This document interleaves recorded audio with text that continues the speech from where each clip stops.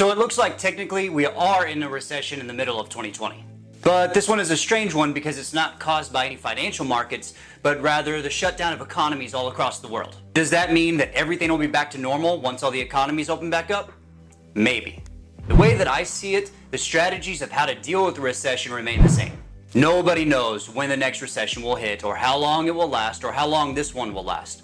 Statistically, in the history of the United States, we have had 47 recessions, which last an average of 11 months. That should tell us that this is not the end of the world. The ones that are impacted the most are the ones that did not set themselves up for success financially. What causes a recession? There are three major factors. Number one, high interest rates. If interest rates are high, people are less likely to spend their money. If they were ready to buy a house, they may hold off until the interest rates drop. Number two, consumer confidence. If people think the economy is bad, then the economy ends up being bad because they hold on to their money. Number three, reduced wages. Either unemployment is really high or paychecks are not keeping up with the inflation of the market. Meaning your paycheck stays the same, but the cost of bread is getting ridiculous. So whether you are dealing with or preparing for a recession, the focus is on increasing how much time you have, not how much money you have. In other words, how long would you be able to pay your bills down to your last dollar? So here's a financial checklist to go through that will help you survive a recession or prepare for the next one. Number one, save 3 to 6 months worth of bills. We have to be prepared for a worst case scenario. In these kind of economic times, as you already know, that layoffs can be very common. Number two, increase your cash flow by decreasing your expenses. Pay off all debt possible, but only pay off debt that is going to affect your cash flow. Like if you have a credit card balance, if you take a chunk out of that debt, your minimum payment is going to be lower next month, which is going to save you more cash flow.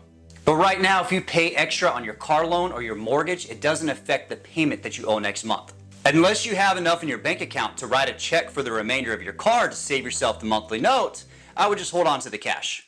Now, don't get me wrong, I am a major proponent of paying extra towards your loans. But right now, in hard economic times, the number one factor to focus on is cash flow. Number two is cash. Increase that emergency fund from 6 months up to a year.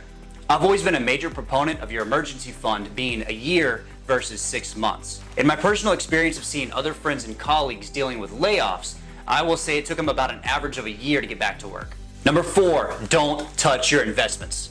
If you have an investment portfolio already, I'm assuming you started investing with a game plan. Stick with that same game plan. These are basics. We don't want to sell when the market goes down. We want to buy when the market goes down. Investing should be a long-term gain. And when the market goes down, this is an opportunity to increase your dollar cost averaging.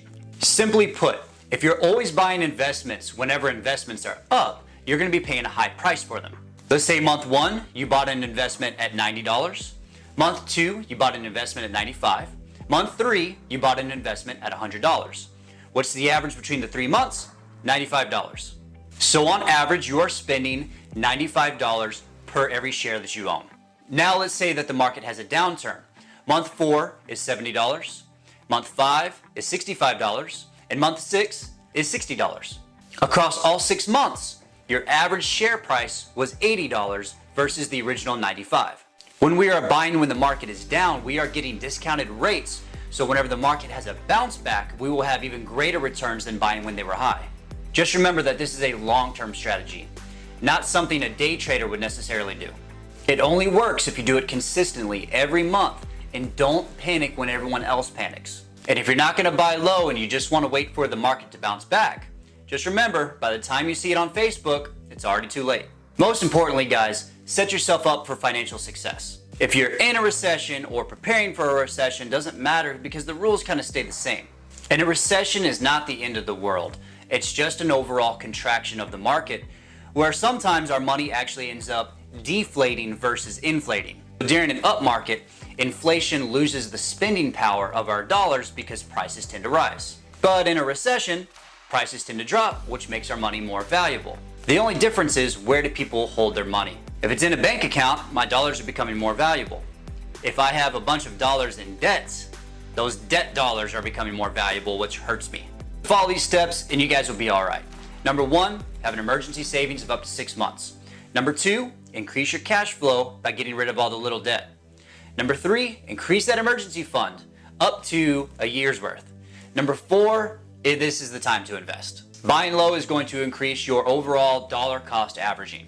Hope you guys enjoy talking about finance, credit, and investing. If this is your subject, please feel free to subscribe to the channel. And please, everybody be safe out there. Make good financial, credit, and investing decisions. Until I see you guys next time.